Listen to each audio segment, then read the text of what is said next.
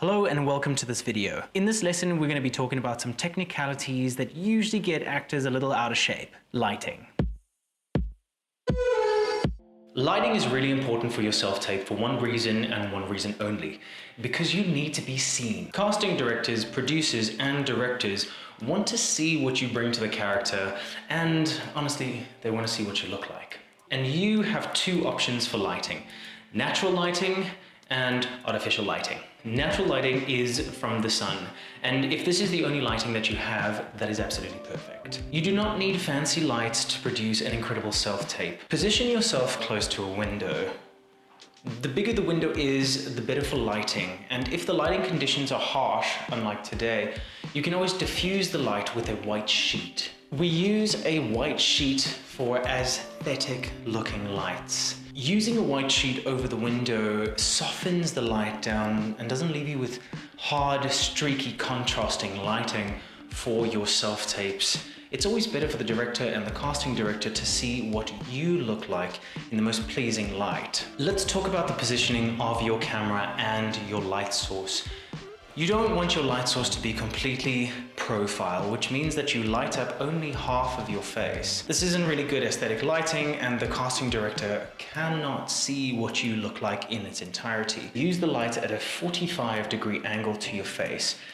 If you look dead ahead of you, you should be able to lift your hand and still see it while continuing looking straight. That's where you want your window to be so that you can get the most beautiful light that washes over your face. I use my window at a 45-degree angle and face it towards my bare wall. That is neutral, it's a neutral color, it doesn't have anything cluttered in the background, so that when a casting director watches my self-tape, they're concentrating just on me. 45-degree lighting will always give you the best results if you're working with just one light source. That's a big window with natural light. Front lighting is when the window is directly in front of you. You can see that this washes out my face. I've got no shadows, no contrast. And this is fine light. It's obviously not the best, but if this is the only light that you have, this is absolutely fine.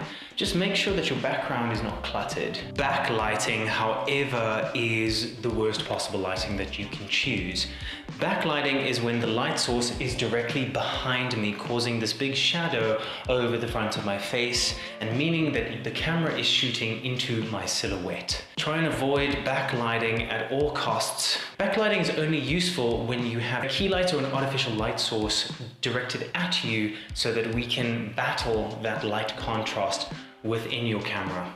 One thing we didn't cover is when there's cloud cover outside, it acts like a big softbox. It acts like a big sheet. It's not always possible to shoot your self-tapes on a day that is overcast, but that will honestly give you the best lighting possible because it is the softest, it's natural, and it looks the best washing over your face. Hi, my name is Richard Gow. Bad lighting really can make or break your self-tape. Artificial lighting is any kind of lighting that is powered by electricity. Now, lighting can be costly, but you can get any kind of light that suits your budget. Usually the best lights that I can recommend to you on a small budget are ring lights. Ring lights are super versatile, especially if you get a bi-color ring light. That means that you can change it from daylight balance all the way through to a warm temperature balance. Now, if you're looking for something slightly more professional, something slightly more on the YouTube scale, you can look at the Godox SL60W.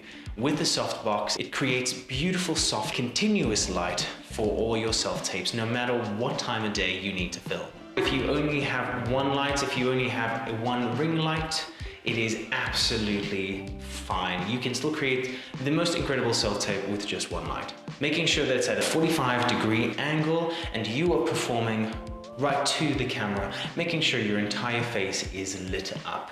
With artificial light, you can diffuse the light to emulate the sheet over your window by putting on a soft box, or you can use exactly the same sheet and throw it over your ring light. Top lighting should be avoided at all costs. Let's recap. Natural lighting is lighting from the sun.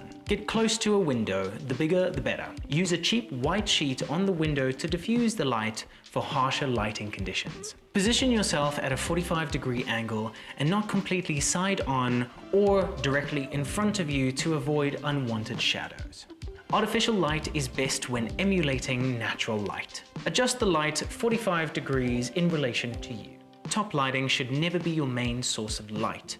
In the next lesson, we'll be covering how to capture great sound for your self-tapes.